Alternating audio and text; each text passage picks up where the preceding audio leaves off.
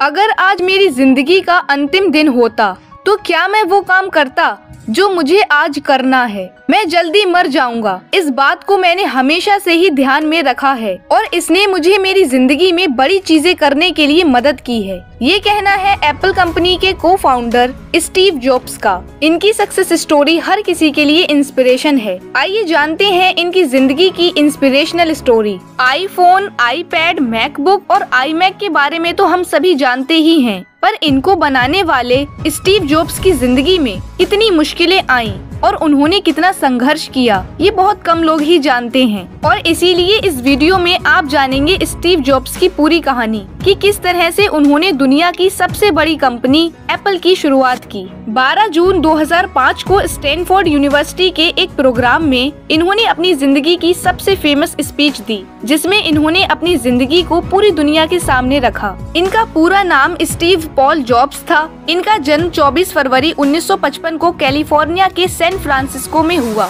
Steve की माँ एक अनमैरिड कॉलेज की स्टूडेंट थीं, इसीलिए उन्होंने स्टीव को किसी को गोद देने का फैसला किया। स्टीव की बायोलॉजिकल मदर ये चाहती थीं कि स्टीव को कोई ऐसा कपल गोद ले जो पढ़ा लिखा ग्रेजुएट हो। जब स्टीव का जन्म हुआ तो इन्हें क्लारा जॉब्स और पॉल जॉब्स ने गोद लिया। पॉल एक मैकेनिक थे और ये दोनों ही पढ़े लिखे ग्रेजुएट नहीं थे, लेकिन इन्होंने स्टीव की माँ से वादा किया कि वो स्टीव को किसी भी चीज की कमी नहीं होने देंगे और साथ ही वो स्टीव की पढ़ाई भी कराएंगे और कॉलेज भी भेजेंगे। धीरे धीरे स्टीव जॉब्स बड़े हुए और स्कूल जाने लगे। इनके पिता का गैराज था जिसमें स्टीव इलेक्ट्रॉनिक सामान में खूब छेड़छाड़ करते थे और यहीं से शुरू हुआ इनका इलेक्ट्रॉनिक्स का सफर। स्टीव जॉब्स काफी इंटेलिजेंट भी थे, जिसकी वजह से इनके टीचर्स इन्हें आगे क्लासेस में प्रमोट कर रहे थे, लेकिन इनके पेरेंट्स ने उसके लिए मना कर दिया। 13 साल की उम्र में इनकी दोस्ती हुई स्टीव वोज़नियाक से, जो इनकी तरह ही इंटेलिजेंट थे और उन्हें भी इलेक्ट्रॉनिक से बहुत लगाव था, इसीलिए दोनों में जल्दी ही दोस्ती भी हो गई थी।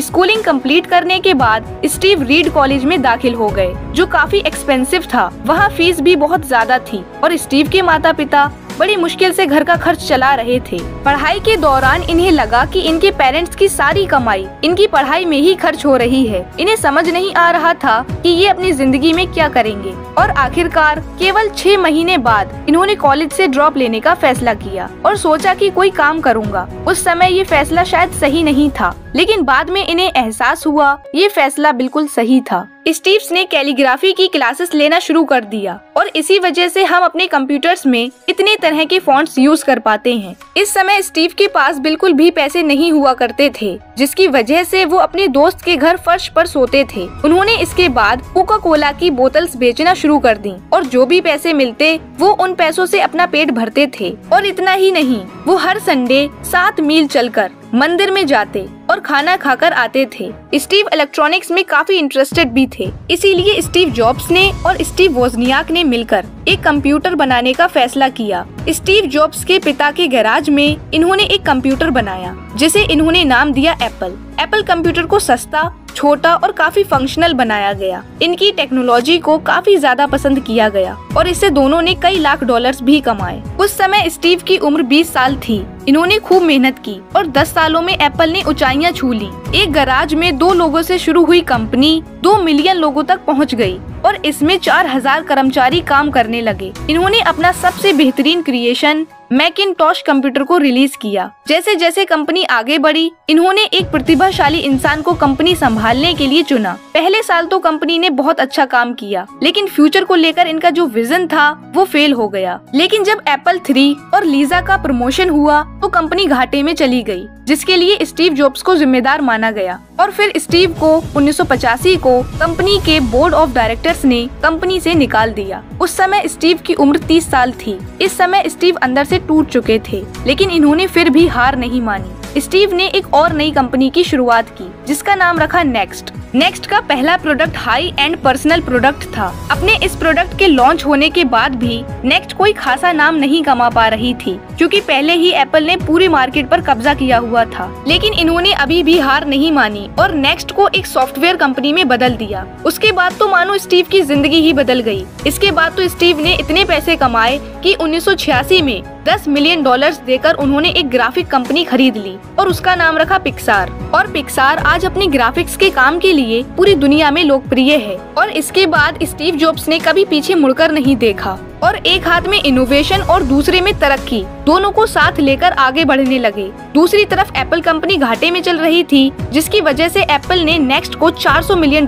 में खरीद लिया और स्टीव जॉब्स एप्पल के CEO बन गए। पहले एप्पल में टोटल 250 प्रोडक्ट्स थे, लेकिन स्टीव ने केवल 10 प्रोडक्ट्स रखे और उन्हीं पर पूरी तरह से फोकस करा, क्योंकि स्टीव का मानना था कि प्रोडक्ट की क्वांटिटी से ज्यादा प्रोडक्ट की क्वालिटी मायने रखती है। इसके बाद आईफोन, आईपैड, मैकबुक और iMac इलेक्ट्रॉनिक्स की दुनिया में रिवॉल्यूशन साबित हुए और दुनिया में सबसे ज्यादा बिकने वाली लिस्ट में शुमार हुए। एक लाइन ने स्टीव की जिंदगी को बहुत प्रभावित किया और वो थी, अगर आज मेरी जिंदगी का आखिरी दिन होता तो क्या मैं वो काम करता जो मुझे आज करना है।